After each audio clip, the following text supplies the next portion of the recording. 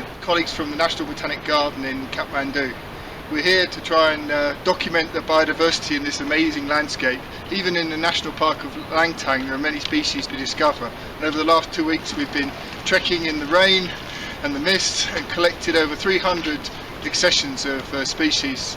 Herbarium specimens to help document the plants, and also seeds to grow in the National Botanic Garden, where they were used to raise awareness of the value of biodiversity and the need for people to conserve it.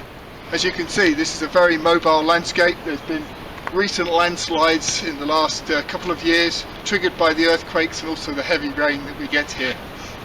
So it's not been easy. We've been in very difficult conditions, but we've been very successful on the trip. Built stronger collaborations with the National Botanic Garden here and the Royal Botanic Garden in Edinburgh, and we're looking forward to using this as a platform to carry on to do more plant collecting expeditions in collaboration with our Nepalese colleagues. This is part of our wider programme of the Flora of Nepal, where we've been working for the last 15 years on documenting the plants of this amazing country. There are about 7,000 species here. It's one of the world's biodiversity hotspots. So the Flora of Nepal is trying to document and provide baseline information to underpin conservation and sustainable efforts here in Nepal. And we're working with our Nepalese colleagues to try and get this vital work done as quickly as possible and get the information to the hands of the people that need it, both villagers and also the policymakers here in Nepal. The vast majority of the Nepalese people live in the countryside like this, and they rely on plants around them for their food, their shelter, and for their everyday needs and medicines, etc. The work that we and our Nepalese colleagues is doing is working with those people to try and provide information which they can use the plants sustainably, so that they can be there for future generations.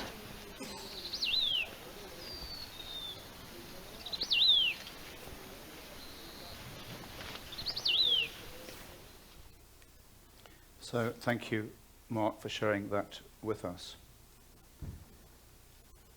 But Nepal is not just about expeditions, it's also about what we're doing here in the garden. We have the Flora of Nepal Trail Inverleith as a downloadable app. Has anybody here used that app? Thank you, well done, Ian. I haven't yet, but I will do at some stage this week, so I look forward to using that. Over to the herbarium. They've completed quite a lot of work here. First of all, the digitisation of Australian specimens. And then also completed the curation of the conifer carpological collection. 15 years of work, most of it by Martin Gardner. That's very easy to read out, but when you think the amount of work that's gone into doing that, it's incredible. And congratulations to everybody involved there. Over to Colombia. There was a Colombian state visit to the UK. And these are some of our PhD students who manned one of 3 exhibitions, stands, for the President relating to the conservation of the biodiversity of Colombia. And along with ministers from both Britain and Colombia. This was after a roundtable meeting with the President, which I attended with Toby. Prince Charles was there. He has a strong interest in Colombia, WWF, Kew, some corporates, and Natural History Museum.